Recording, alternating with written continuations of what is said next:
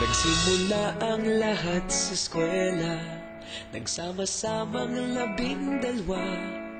Sa kalokohan at sa tuksuhan, hindi maawat sa isa't isa. Madalas ang standby sa cafeteria, isang barkada na kay saya. Laging may hawak-hawak na gitara, konting udyok lamang kakanta na. Kay simple lamang ng buhay nun, walang mabibigat na suliranin. Problema lamang laging kulang ang datong. Sana napunta ang panahon? Sana nga ba? Sana nga ba? Sana